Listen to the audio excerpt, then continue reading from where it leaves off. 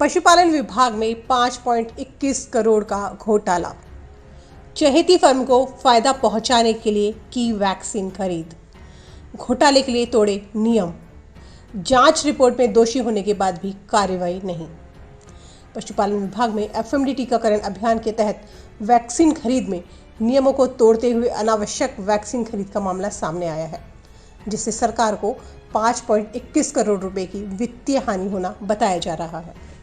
मामला खुरपका मुंहपका रोग नियंत्रण कार्यक्रम के 9वें राउंड से जुड़ा हुआ है। विभाग की जांच रिपोर्ट के मुताबिक इस कार्यक्रम का समय 11 सितंबर 2019 से 20 अक्टूबर 2019 रखा गया था। इस समय का निर्धारण सक्षम स्तर पर नहीं किया गया और आवश्यकता के मुताबिक इसे अपने स्तर पर बदल दिया गया। इस दौरान firm Messrs brilliant biopharma Hyderabad को फायदा पहुंचाने के लिए अधिकारियों ने 13.2 करोड़ रुपए की वैक्सीन खरीद ली। यह खरीद अधिकारियों द्वारा शासन सचिव और मंत्री की स्वीकृति के बिना की गई, जिससे सरकार को 5.21 करोड़ रुपए का नुकसान हुआ, जबकि 5 लाख रुपए से अधिक की खरीद के लिए शासन सचिव और पशुपालन मंत्री की स्वीकृति लेनी जरूरी थी, जो नहीं ली गई। इतना ही नहीं, केंद्र सरकार या राज्य सरकार के वित्त विभाग से अनुशंसा भी नहीं ली गई। जब वैक्सीन खरीद के आदेश दिए गए, उसके 10 दिन बाद टीकाकरण अभियान की अवधि समाप्त हो रही थी, जबकि फर्म से वैक्सीन की आपूर्ति की खरीद आदेश दिए जाने के 45 दिन में होनी थी। फिर भी वैक्सीन खरीद की गई।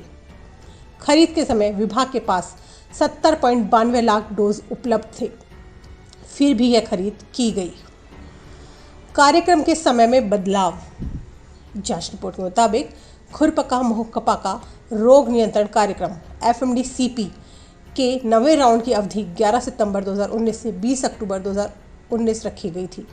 इस अवधि का निर्धारण भी सक्षम अधिकारी से नहीं करवाया गया और अपने स्तर पर बदलकर इसे 31 नवंबर तक कर दिया गया, जबकि इस दौरान राज्य में राष्ट्रीय पशु रोग नियंत्रण कार्यक्रम NADCP for FMD and brucellosis चलाए जाने के निर्देश केंद्र सरकार राज्य सरकार को दे चुकी थी, लेकिन अधिकारियों ने इसकी अवहेलना करते हुए अपने स्तर पर एफएमडी-सीपी कार्यक्रम को आगे बढ़ा दिया।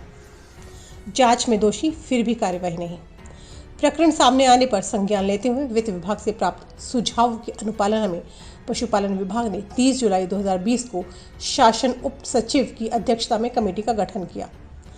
समिति ने 15 दिन में अपनी जांच रिपोर्ट भी सौंप दी, लेकिन जांच पूरी होने के बाद भी इस प्रकरण के जिम्मेदार अधिकारी पर कोई कार्रवाई नहीं हुई।